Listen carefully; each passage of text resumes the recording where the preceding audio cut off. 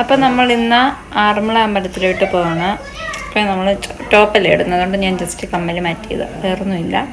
അപ്പം നമ്മൾ വണ്ടി ഓടിച്ച് അങ്ങോട്ട് പോകുന്നു.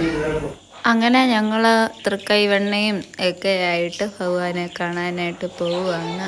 കുറേ നാളിന് ശേഷമാണ് ഭഗവാനെ കാണാൻ പോകുന്നത്. അന്ന് വിഷുവിന് ചെന്നു, ഇടയ്ക്ക് പിന്നെ ഒന്ന് ചെന്നു, പിന്നെ ഇപ്പോഴാണ്.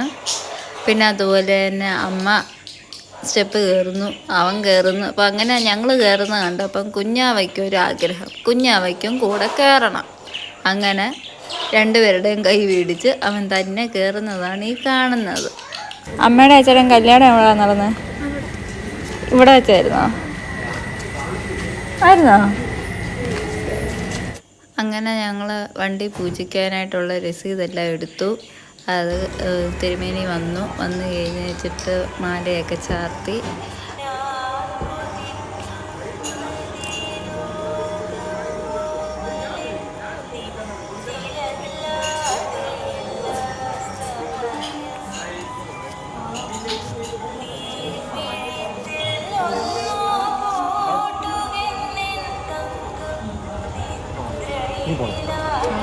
എങ്ങും പോയി നേരെ ഭഗവാനെ കൊണ്ട് ഇത് കൊടുത്തു.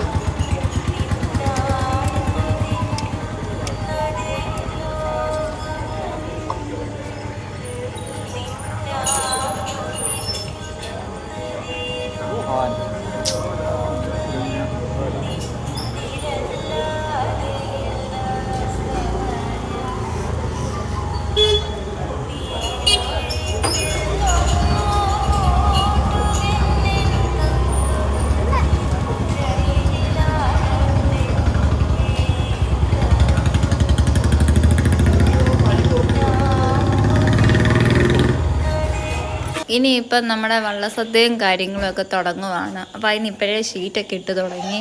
അപ്പോൾ ഒത്തിരി താമസിച്ചു. നമ്മൾ വലം വെച്ച് വന്നു കഴിഞ്ഞപ്പം തന്നെ നമ്മൾ ഫസ്റ്റ് വണ്ടി അങ്ങ് പൂജിച്ചു. ഇല്ലെങ്കിൽ പിന്നെ താമസിക്കും തോറും നമുക്ക് പൂജിക്കാൻ പറ്റാതെ വരുമല്ലേ ചെയ്യുന്നത്. ഇനിയിപ്പം കുറച്ച് ദിവസമല്ലേ ഉള്ളൂ നമ്മുടെ കയ്യിൽ. ഞങ്ങളപ്പോൾ അമ്പലത്തിൽ പോയി ഭഗവാനെ കണ്ടു, കാര്യങ്ങളെല്ലാം പറഞ്ഞു, നല്ല രീതിക്ക് പൂജിച്ച് വന്നു. താമരയുണ്ട് നമ്മൾ, അതുപോലെ തന്നെ ഭഗവാന് കൊടുത്ത പ്രസാദം ഭഗവാൻ അതേപോലെ തന്നെ നമുക്ക് തിരിച്ചു തന്നു. അത്രയും സന്തോഷമുണ്ട് ഭഗവാനിൽ നിന്ന് എനിക്ക് തോന്നുന്നു. അപ്പം രണ്ടിടത്തും കൊണ്ടുപോയി. കാരണം എന്താണെന്ന് വെച്ചാൽ ഫസ്റ്റ് 2 വീലർ എടുത്തപ്പോൾ ഞാൻ പറഞ്ഞിട്ടുണ്ടായിരുന്നു, എപ്പോഴേലും 4 വീലർ എടുക്കുമ്പം ഞാൻ ഇവിടെ കൊണ്ടുവരാൻ ഭഗവാനെ എന്നൊരു വാക്ക് പറഞ്ഞിട്ടുണ്ടായിരുന്നു. നമ്മൾ ആ വാക്ക് പാലിക്കണ്ടേ? അതുകൊണ്ട് തന്നെയാണ് നമ്മൾ ആറന്മുളയിൽ പോയി പോയത്. നമ്മൾ ചെട്ടിമുക്ക് മാരാമണ വഴി തന്നെയാണ്. അപ്പം അവനെ കുളിർക്കെ കണ്ട് ഇനിയിപ്പോൾ നമ്മളെ വള്ളസദ്യയും കാര്യങ്ങളൊക്കെ ആയിട്ട് തിരക്കാവാൻ പോവുകയാണെങ്കിൽ അതിൻ്റെ ഓരോ സ്റ്റെപ്സ് നമുക്ക് വീഡിയോ തന്നെ കാണാൻ പറ്റും. ഇന്നത്തെ വീഡിയോ ഇത്രയേ ഉള്ളൂ.